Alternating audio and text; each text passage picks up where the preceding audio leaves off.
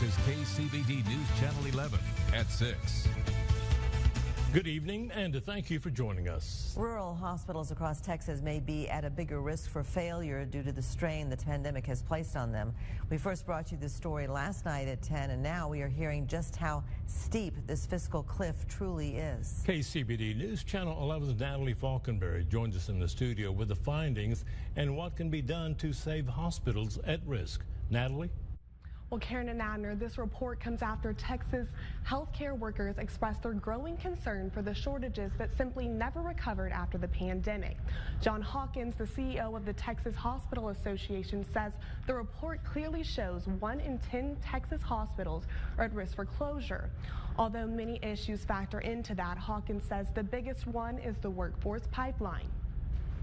I'll give you an example. We turned away 15,000 qualified nursing students last year because we just don't have faculty in our institutions of higher education to train those willing students.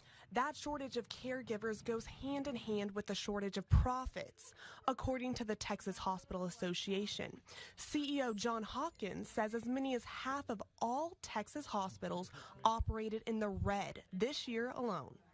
Inflationary headwinds, particularly related to labor workforce across the state.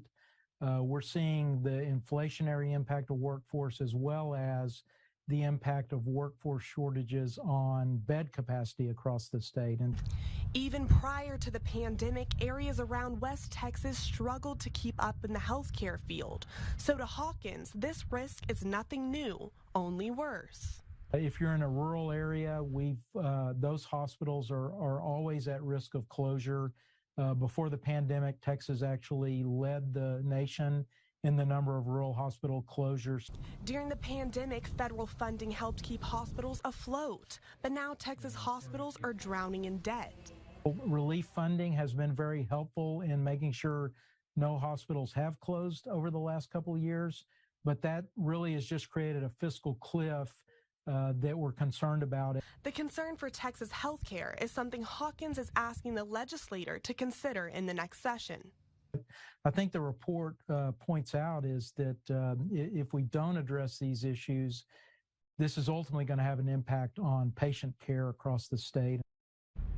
This year alone, Texas hospitals spent as much as $33.2 billion more than they did before the pandemic.